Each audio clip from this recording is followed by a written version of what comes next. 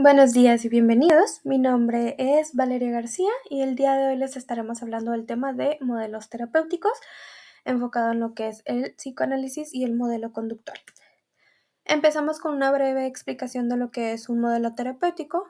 Este se podría describir como el ente a través del cual el terapeuta analiza y evalúa los problemas del paciente, las vivencias y dificultades que ha tenido. Cabe mencionar que cada modelo tiene sus ciertas características por las cuales evalúa estos diferentes puntos. Empezamos con el modelo psicoanalítico. Un poco de contexto, empezamos con lo que es Sigmund Freud, que es el principal exponente de este tema. En este modelo se caracteriza por analizar al paciente desde su nacimiento a lo largo de sus primeros años de vida. Este modelo establece que los primeros años de vida es donde se definen los gustos y de la personalidad. Esto se define en la infancia. Según este enfoque, se trata de la resolución de las pulsiones neuróticas del adulto, que muchas veces son producto de las etapas no resueltas en la infancia.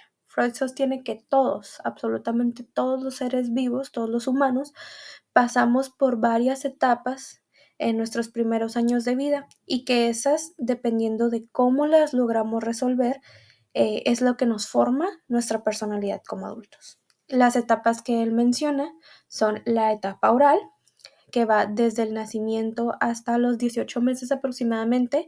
Esta etapa se caracteriza porque el principal objeto de satisfacción o de conocimiento del bebé es la boca.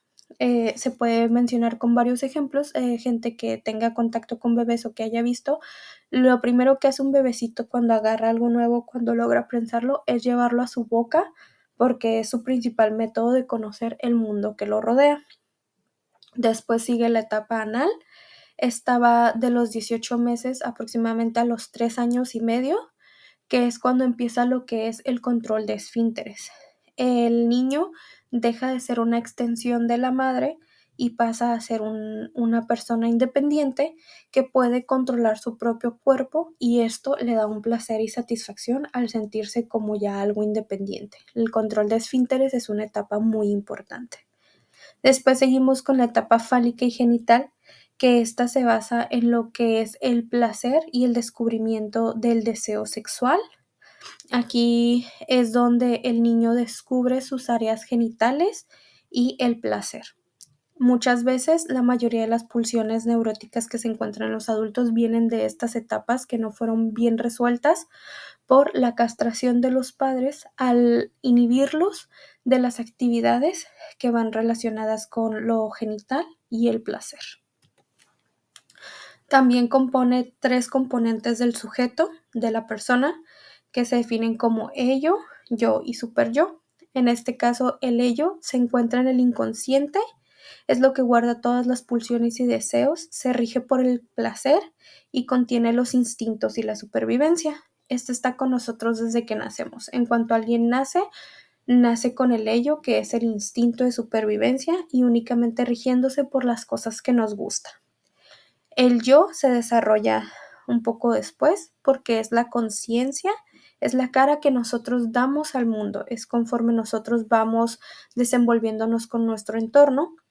De esta manera, el yo se encarga siempre de mediar entre el ello y satisfacer lo que quiere sin descuidar al superyo.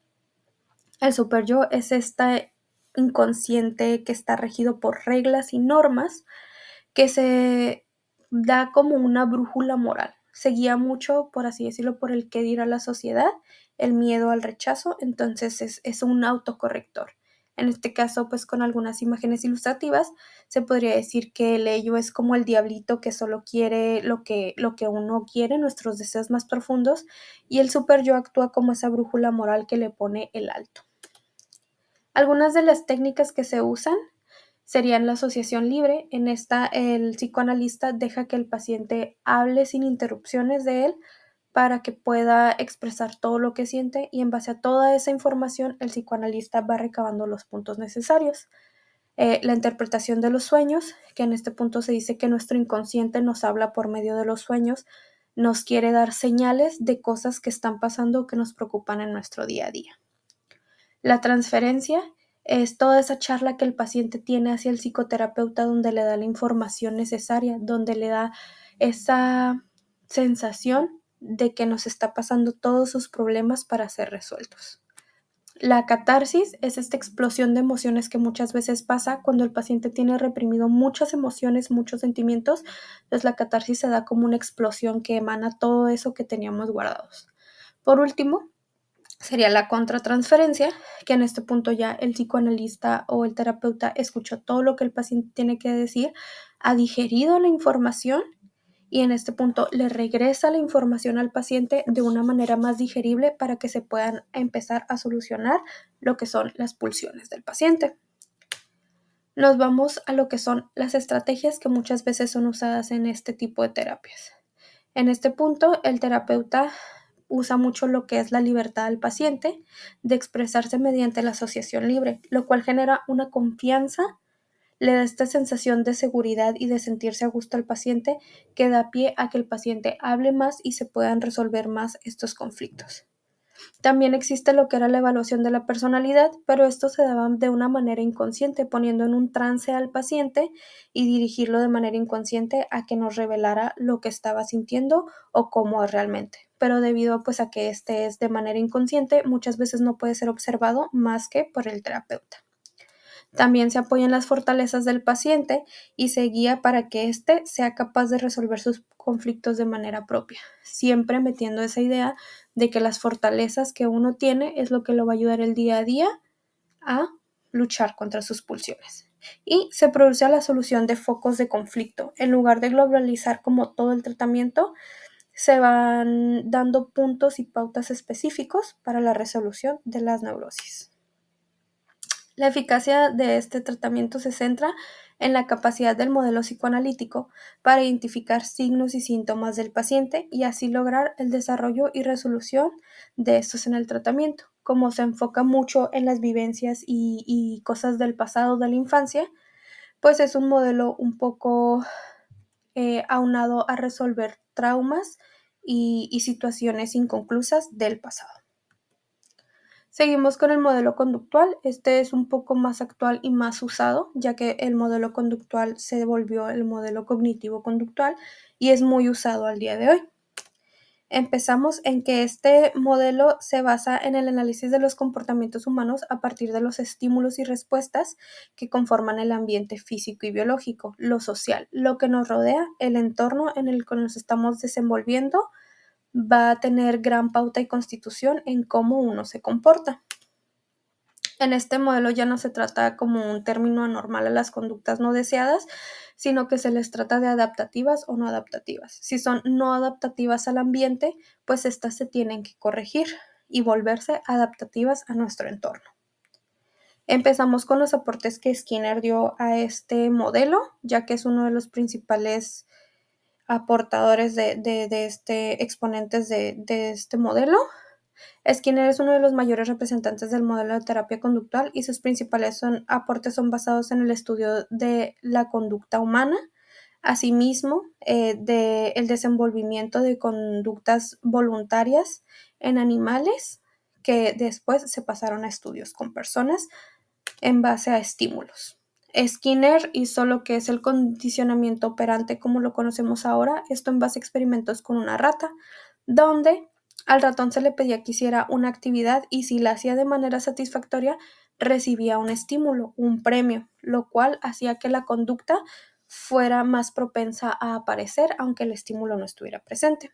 Por el contrario, Pavlov hizo el condicionamiento clásico con los perros, donde a un estímulo ya existente se le daba un valor. En este caso, a la salivación del perro por la comida, se le daba el estímulo del silbato, así cada que lo escuchara, pues iba a empezar a salivar aunque no hubiera comida.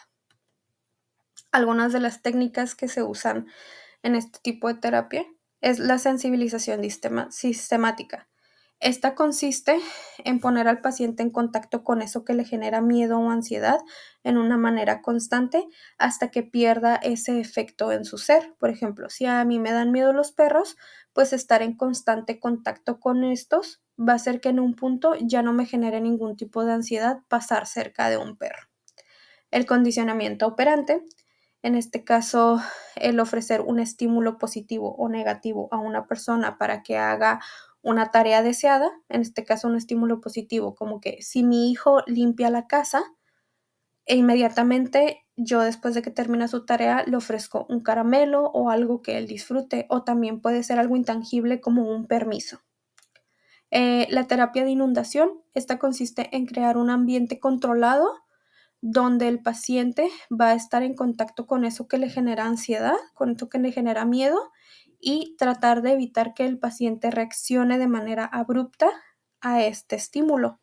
Y ya en su constante estancia en esa inundación va a llegar un punto en el que el paciente ya no va a reaccionar al estímulo, siempre de una manera controlada, cuidando que el paciente esté seguro.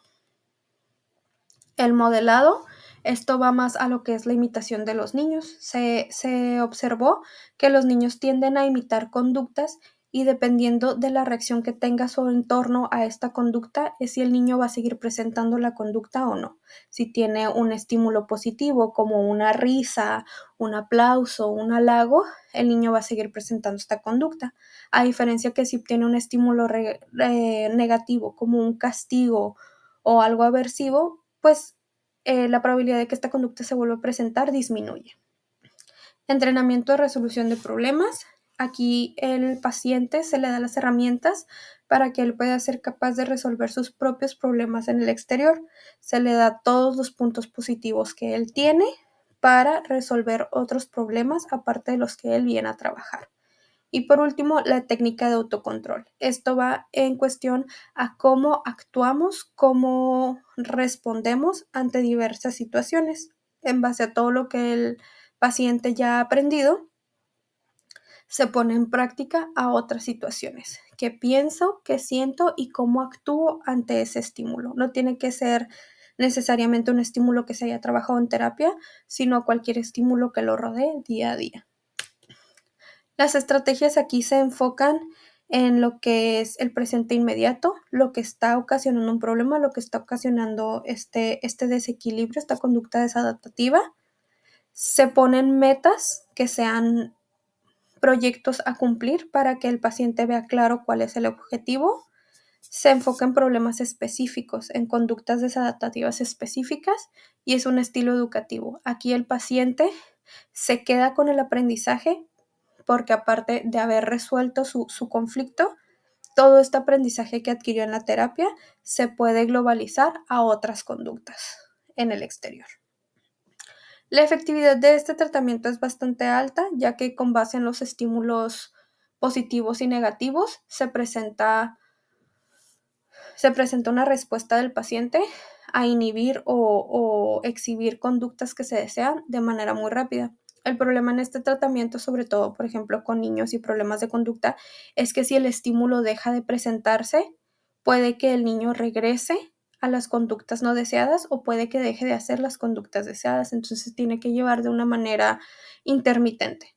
Se pasa de un refuerzo constante a un refuerzo intermitente para que la conducta deseada siga presente o para que la conducta que no se desea desaparezca por completo. Bueno, como una conclusión, como ya les había mencionado, existen muchos modelos terapéuticos. Ahorita nos enfocamos en lo que era el psicoanálisis y el conductismo, porque estos tienen unos avances muy impresionantes y aún al día de hoy se siguen usando mucho. Entonces, lo importante de estos temas, de conocer de estos temas uno como psicólogo, es que al conocerlos mejor, al conocer los métodos, cómo se usan, cómo se aplican, podemos ayudar de una manera más amplia al paciente a que solucione sus problemas. O por ejemplo, si nos llega un cierto tipo de paciente con un problema específico, por ejemplo, a lo mejor una agorafobia o fobia a volar o cosas así, sabemos que tenemos que usar un modelo conductual para desinhibir esa conducta, para inhibir esa conducta no deseada.